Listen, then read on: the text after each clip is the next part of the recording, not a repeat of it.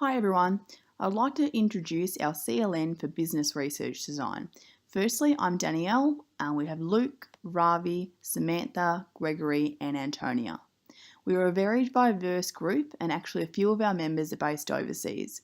Some of our team's interests consist of innovation, entrepreneurship, regional services and animal welfare. And our team's skills include, but are not limited to, accounting, economics, data analysis and project development.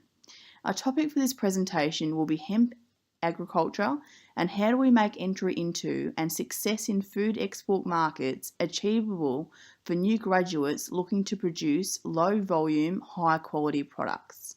I will now pass on to Antonia to speak about our initial idea. So, the versatility, profitability, and relatively resistant characteristics of hemp as an agricultural product is an untapped potential to encourage young business graduates into low volume, high quality, sustainable food production for the export market. We propose a business of selling hemp seeds and agricultural support to willing growers and farmers. As hemp is such a versatile and sustainable product, with byproducts including plastic, biofuel, food products and health products, we believe there is a lot of opportunity for growth within the hemp market.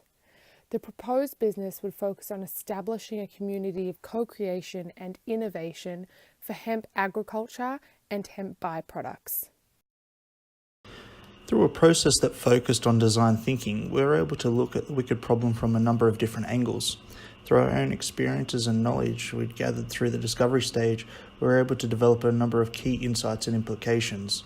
These insights and implications demonstrated clearly what the target market was really thinking and feeling. Specifically, they're not interested in living regionally, they want to make a difference in the world, they are highly tech savvy, they are interested in low startup costs, they are concerned for the environment as well as eating healthily. Given some of these key insights and empathy maps we were able to develop, we were able to match our value proposition to solving the real problem.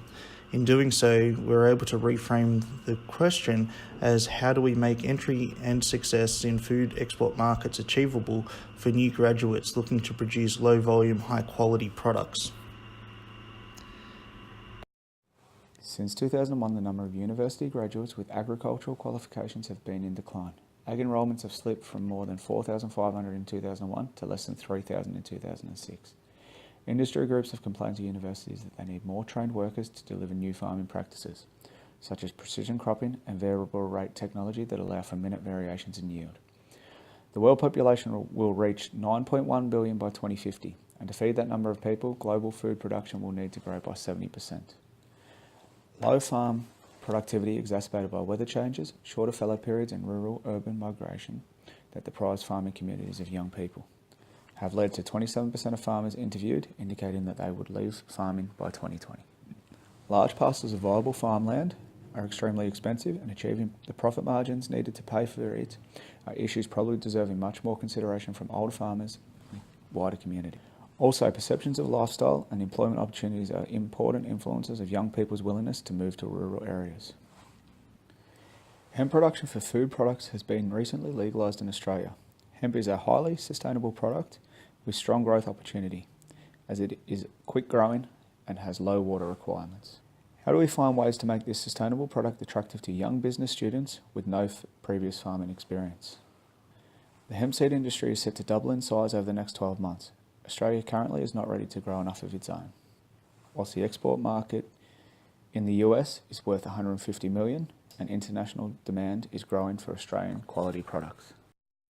This is Ravi, and I will be covering how we decided on the area within the food production industry we wanted to focus on. Following the research design development phase, we came up with 3 ideas. First, being the concept of shared farming, which is based on facilitation of technology, where a venture would be set up to provide farms with the latest technology. Second, being hemp farming, which is based on a final outcome of producing sustainable hemp products. The third, being looking at promoting hydroponics as a possible mean of cultivation in areas with low water access. the group decided to split into 3 groups of 2 and develop 3 concepts into 3 separate BMCs, which can be seen here. Subsequently, we decided to choose the hemp farming idea, as this seemed the best out of the 3. During our research, we came across a concept known as the Triple Layered Business Model Canvas, the TLBMC. This concept extends the original business model canvas by adding 2 layers, an environmental layer and a social layer. We evaluated the hemp farming idea using the TLBMC, as the 3 layers of the business model make more explicit how an organization generates multiple types of value in economic, environmental, and social aspects. In short, we add 2 new layers while continuing in the structure of the original canvas. The second layer is built with life cycle thinking approach to the environment, and the third layer fosters a stakeholder approach to social issues. Much in the same way, the original business model canvas is used to understand how revenues outweigh costs. The main objective of the environment layer of the TLBMC is to appraise how the organization generates more environmental benefits than environmental impacts. Doing so allows users to better understand where the organization's biggest environmental impacts lie within the business model, and provide insights for where the organization may focus its attention when creating environmentally oriented innovations. It is clearly evident from the results presented here that this holds true. The number of benefits generated are significantly higher than the potential impacts. The focal outputs of service or product by the organization, i.e., the core functional value of this idea, is to provide farmers with advice on and access to sustainable hemp farming. And hemp farming will not be just environmentally friendly, rather will leave it in a much better condition to when it started. A key point of using the social layer of the TLBMC is to extend the original business model canvas through a stakeholder approach to both capture the mutual influences between stakeholders and the organization. Also, this layer seeks to capture the key social impacts of the organization that derive from those relationships. Doing so provides a better understanding of where an organization's primary social impacts and provides insight for exploring ways to innovate the organization's actions and business model to improve its social value creation potential. As seen on the BMC presented here, 2 of the main social values we seek to promote is developing long-term mutually beneficial relationships with hemp farmers and to create products that promote the health and well-being of the end users. I have covered the development of the environmental and social BMCs, and now Sam will be presenting the developed core BMC of hemp farming.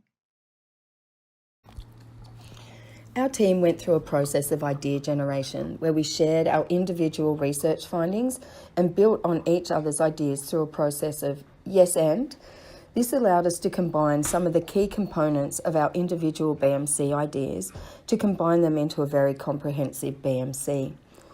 We then reflected back on our customer insight process, the implications we identified, and the key factors we determined to being important to young graduates, which were: they're not keen on living regionally, they want to make a difference in the world, they are tech savvy, as such a business which utilises technology would be suitable, they don't necessarily have a lot of financial backing, therefore a low startup cost is essential, and they are environmentally conscious. We used those parameters to then synthesise our ideas into a BMC which we think is highly viable. The diversity of our team truly allowed us to gather a range of insights into our wicked problem.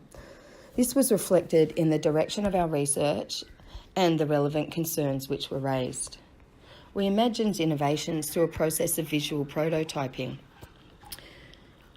These included the ability to farm the product in remote locations through hydroponic farming, utilisation of natural energy, utilisation of desalinated water, potential for urban farming such as rooftops, etc., in order to produce smaller crop yields for individual profit. And we looked at the value add of technology, particularly if we owned our own processing plants. Throughout the outline process, we've made some assumptions that we would like to make very clear. Firstly, we assumed that the greater community is looking for a more sustainable raw good, such as hemp.